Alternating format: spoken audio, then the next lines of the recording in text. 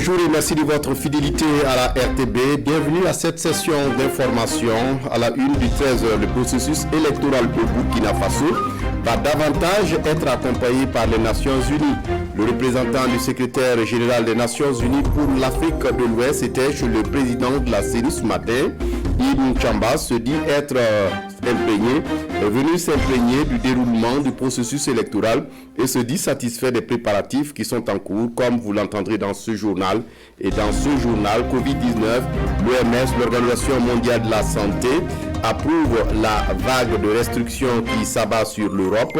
Pour l'organisation, le durcissement des mesures dans les pays européens est approprié et nécessaire. Le Covid est désormais la 5e cause de décès et la barre des 1000 décès par jour a été atteinte, comme vous le verrez dans cette édition. Bonjour et ravi de vous retrouver. Ibn Chambas à la CENI, le représentant du secrétaire des Nations Unies pour l'Afrique de l'Ouest, a été reçu ce matin par le président de l'institution, Newton Ahmed Bari. Au menu des échanges, les élections couplées du 22 novembre 2020 au Burkina Faso. Et Ibn Chambas, à sa sortie d'audience, se dit être venu s'imprégner de l'état des préparatifs de ce processus. Sekou Zongo était à cette audience, son compte rendu. Le représentant spécial des Nations Unies pour l'Afrique de l'Ouest à la Commission électorale nationale indépendante, avec Newton Ahmed Bari, président de la CENI, Mohamed Ibn Chambas, échange sur les préparatifs des élections couplées de novembre prochain. Une manière pour le chef du Bureau des Nations Unies pour l'Afrique de l'Ouest de témoigner le soutien de l'Organisation mondiale au Burkina Faso, engagé dans un processus de consensus pour les élections à venir. Nous avons bien apprécié les préparatifs qui sont en cours et qui sont sur le bon train. Vous avez parlé de l'audit des fichiers. Donc ça même c'est un exemple, un bon exemple de manière dont il faut travailler la CENI avec le parti prenant, le leader des partis politiques pour trouver un consensus sur une question clé liée aux élections, même avec les sociétés civiles. Donc, nous avons vraiment félicité M. le Président de la CENI. Pour Newton Ahmed Bari, rien n'est jamais définitivement acquis et ses encouragements sont un appel à la vigilance et d'ardeur au travail.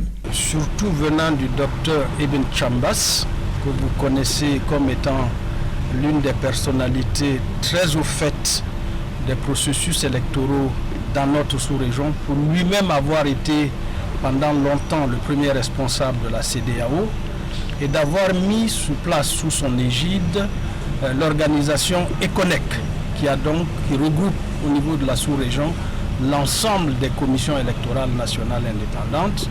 Évidemment, quand ça vient de lui, ça vaut de l'or. Mais en même temps, au niveau du processus, rien n'est jamais définitivement acquis.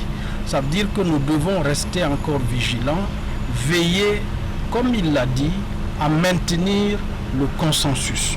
Ce qui est important pour nous, c'est que tous les acteurs gardent confiance. C'est donc tout convient du processus électoral que le représentant spécial des Nations Unies pour l'Afrique de l'Ouest reparle de l'institution en charge des élections couplées de novembre prochain. Autre actualité dans ce journal, le processus d'harmonisation du droit des affaires en Afrique OHADA fête ses 27 ans d'existence au mois d'octobre.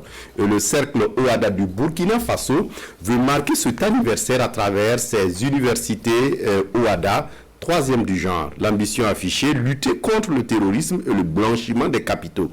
D'ailleurs, le thème retenu, le nouveau système comptable OHADA, un instrument efficace pour lutter contre le blanchiment des capitaux illicites et le financement du terrorisme participe de cette ambition. Caroline Ouaré.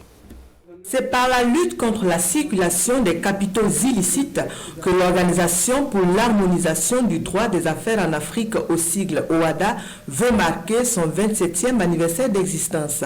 Au regard du boom des ressources minières et autres ressources naturelles de l'Afrique, l'OHADA voudrait que son intervention serve à recadrer la circulation des capitaux y relatifs. Commencer par réfléchir, c'est la première action.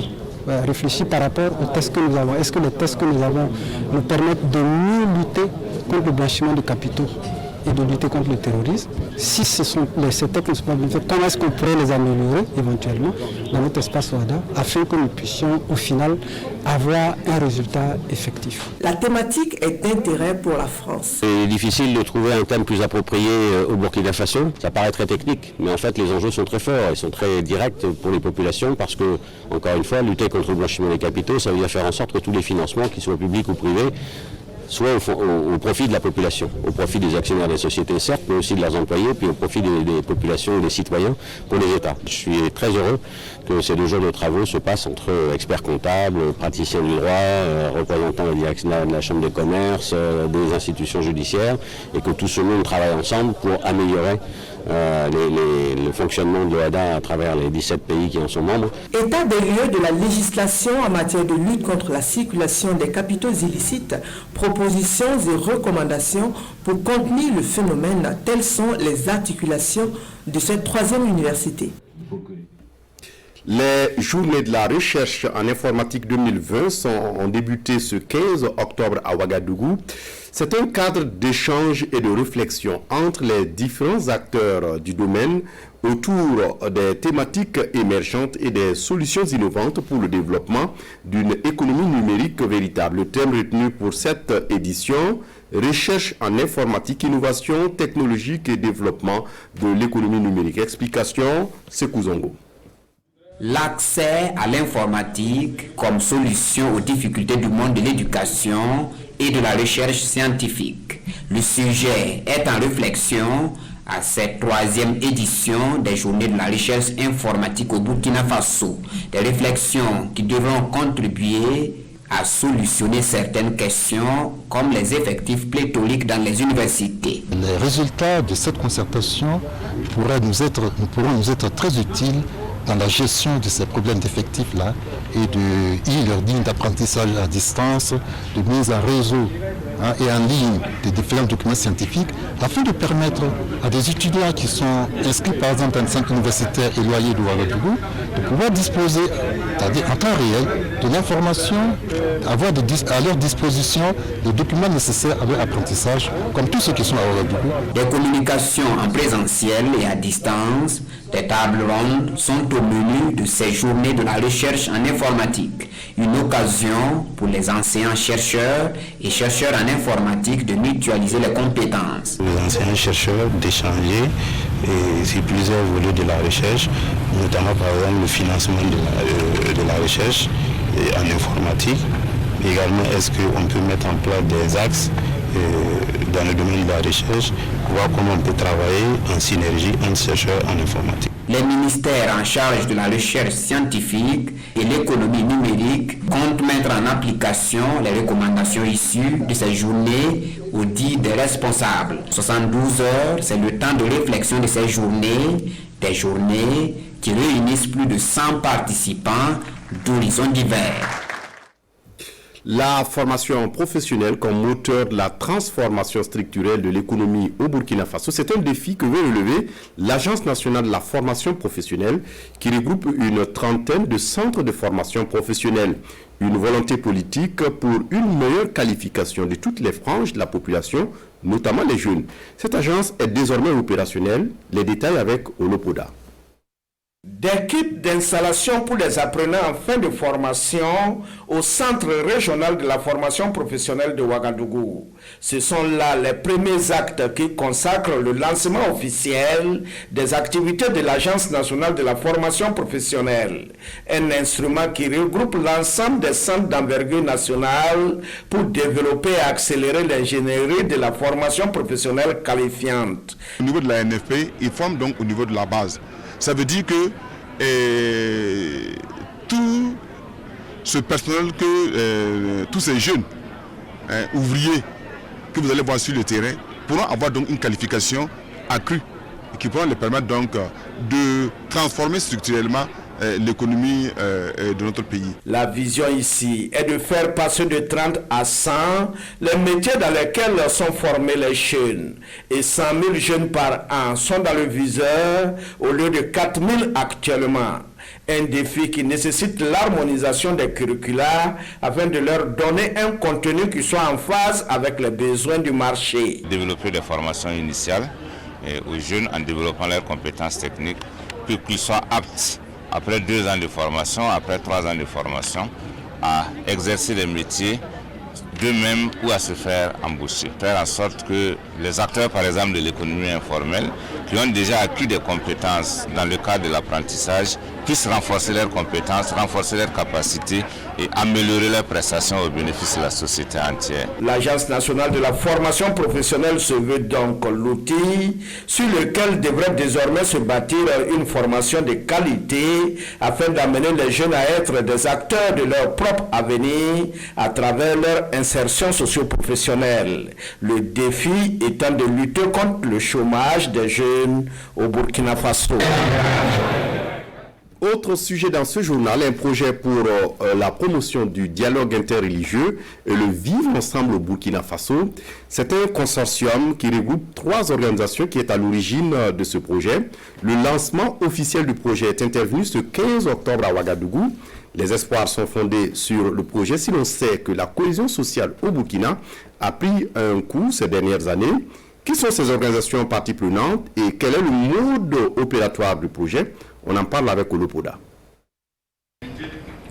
L'Union fraternelle des croyants de Dori, le Centre diocésain de communication de Waïguya et l'Association pour le développement des communautés villageoises de l'Est, 3 structures qui unissent ici leurs forces pour prévenir la montée de la radicalisation et l'extrémisme violent au Burkina Faso. Le projet promotion du dialogue interreligieux et le vivre ensemble, lancé ce jour, va selon ce consortium contribuer à renforcer la stabilité au Burkina Faso. Nous voulons mettre en œuvre, conscientiser les gens, sensibiliser les jeunes surtout dans ce sens.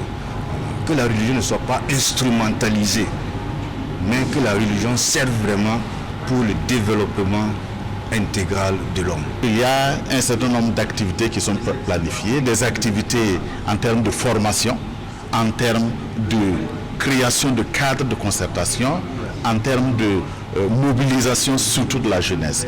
Ce projet, financé à plus de 643 millions de francs CFA par l'ambassade des Pays-Bas, va durer 2 ans. Dans certaines régions, il y a des problèmes entre les différents groupes. Il y a un manque de dialogue, au moins le dialogue il n'a pas plus de résultats. Donc on veut promouvoir une rénovation de la dialogue religieux. Les zones d'intervention du projet sont Dori, Setenga, Waïguya, Séguénéga, Bassi et Fadangourma. Des communes où le projet ambitionne accroître la résilience des communautés qui sont sous l'emprise de l'instrumentalisation due aux actions des groupes terroristes. Et pour renforcer cette cohésion sociale au Burkina Faso, tous les moyens sont mis à contribution, comme ce film documentaire réalisé avec la participation des leaders coutumiers, religieux, mais aussi des personnes de ressources qui interpellent chaque Burkinabé sur les valeurs culturelles et les normes du Burkina Faso. C'est le projet renforcement du dialogue social et religieux au sein des communautés du centre et nord et du nord du Burkina Faso qui est à l'origine du projet. La première projection du film est intervenu ce 13 octobre 2020 au Sénaza à Ouagadougou. C'était en présence de Vincent Revero. Entre Goulma ou les taches du léopard, c'est le titre de ce film ici projeté. Dans ce film documentaire, la cohésion sociale est la thématique, représentée par le léopard tacheté de noir, ce qui fait sa beauté, symbole de cohésion sociale dans la diversité.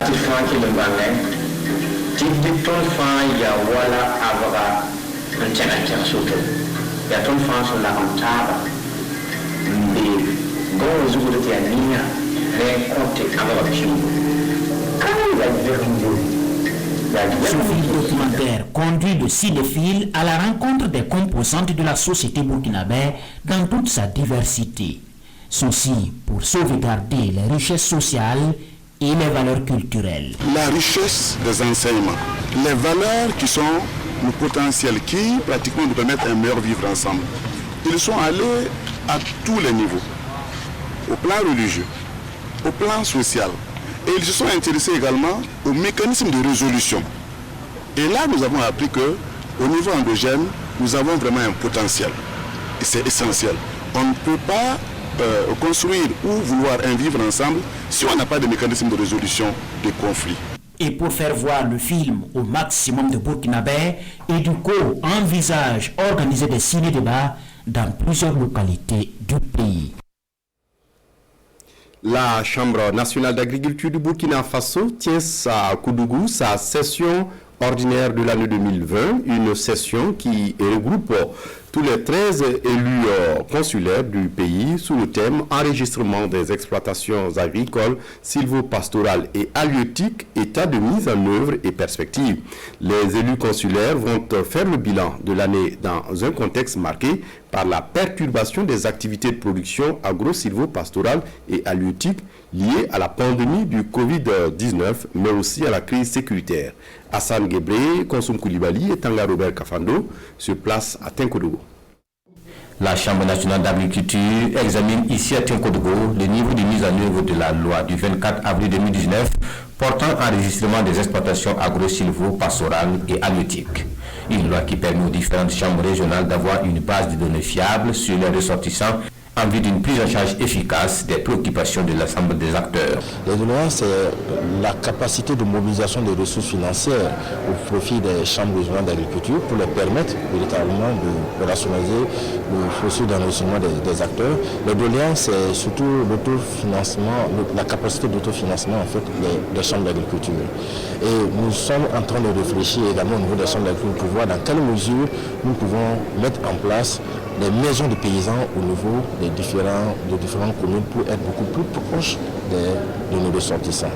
Cette première session ordinaire qui se tient dans un contexte marqué par la perturbation de la production agricole liée à la pandémie du Covid-19 et la crise sécuritaire est aussi l'occasion pour la Chambre nationale d'agriculture de faire le bilan de ses activités de 2020, dégager des perspectives et soumettre quelques préoccupations au gouvernement. C'est une grande structure qui a besoin plus de moyens pour pouvoir fonctionner. Et pour ce faire, il faut que, ensemble avec le ministère de l'Agriculture, avec tous les autres ministères sectoriels, que nous puissions s'asseoir et que nous puissions voir quel genre de programme, quel genre de projet, quelle stratégie de mobilisation des fonds on peut mettre en place afin de permettre à cette Chambre nationale d'agriculture de pouvoir réellement jouer son rôle. Au sortir des 3 jours de réflexion, les participants à cette session ordinaire vont formuler des recommandations aux producteurs et aux décideurs afin d'une mise en œuvre réussie de l'enregistrement des exploitations. En marge de la session, les élus consulaires ont effectué une visite dans quelques exploitations dans le périmètre agricole de Bagré. Le secrétaire exécutif de l'organisation du traité d'interdiction complet des essais nucléaires Otis, Dr Lassina Azerbo, a fait don d'équipements de détection nucléaire au CNRST. C'était ce 14 octobre dans les locaux de l'institution. Cet équipement d'une valeur de plus de 11 millions de francs CFA vient remplacer un précédent endommagé lors d'un incendie. Il permet également au CNRST de traiter et rendre compte des données du système international des données. Le film de la cérémonie de remise est signé ici, Amadou Marcel Tau. La commission préparatoire de l'organisation du traité d'interdiction des essais nucléaires OTIS renforce les capacités opérationnelles du Centre national des données avec du matériel technique. Composé d'une station de travail, de moniteurs et d'ordinateurs entre autres, le Centre national de la recherche scientifique et technologique CNRST se dote ainsi à nouveau d'un dispositif pour mieux traiter et analyser les données issues du système de surveillance international. Donc c'est dire qu'à partir du Burkina, on peut effectivement faire des observations d'événements majeurs qui peuvent changer la vie de l'humanité, qui peuvent changer le devenir du monde. Et comme vous voyez, Ils ont dit déjà avec les installations qu'ils avaient, ils avaient pu détecter les détonations qui s'étaient produites à Larlé, mais aussi l'accident de l'avion d'Air Algérie où on a perdu beaucoup de nos compatriotes. Si déjà ils ont pu faire ça, c'est que ce que nous avons aujourd'hui, ça permet aussi d'être dans une surveillance qui permet effectivement de détecter des événements majeurs. Il y a beaucoup plus d'événements, par exemple la détection des radioisotopes pour des faits de contamination, de santé, et tout ça c'est des utilisations qu'on peut faire. Et on n'a pas seulement donné le matériel, mais on a accompagné le matériel avec des logiciels de traitement de données qui sont de ce nom et qui sont les mêmes types de logiciels que nous utilisons à Vienne. Donc ce qui est fait aujourd'hui, c'est mettre le Burkina à la page internationale du traitement et de l'analyse des données qui sont reçues par le système de surveillance international. Du matériel de pointe, mais aussi le personnel qui va avec. Toujours par l'intermédiaire du docteur Lassina Zerbo, des agents sont formés à Vienne en Autriche pour une meilleure mise en œuvre de cet équipement estimé à 15 millions de francs CFA. À l'étranger, je le disais en titre, Covid-19, l'OMS, l'Organisation mondiale de la santé, approuve la vague de restrictions qui s'abat sur l'Europe. Pour l'Organisation mondiale de la santé, le durcissement des mesures dans les pays européens est approprié et nécessaire. L'évolution de la pandémie de Covid-19 sur le vieux continent étant très préoccupante, bien que la situation ne soit pas similaire à celle du printemps dernier. Avec plus de 330 000 cas positifs au Covid-19 par jour, la plupart des pays européens durcissent les restrictions sanitaires.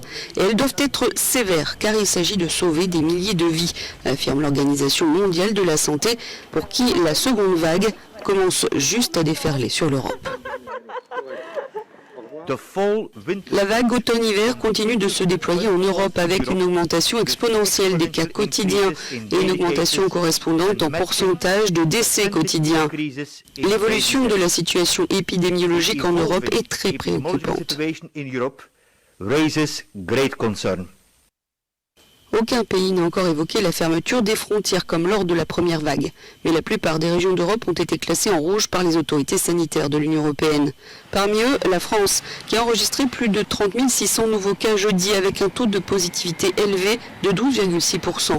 88 personnes sont mortes des suites du Covid-19 ces dernières 24 heures et 1750 personnes sont en réanimation. 6529 hospitalisations ont été enregistrées sur les 7 derniers jours. Mais la question se pose d'un assouplissement du couvre-feu de 21h à 6h du matin en faveur du milieu culturel. Le Premier ministre français Jean Castex déclarait hier qu'à 21h, tout le monde devra être chez soi.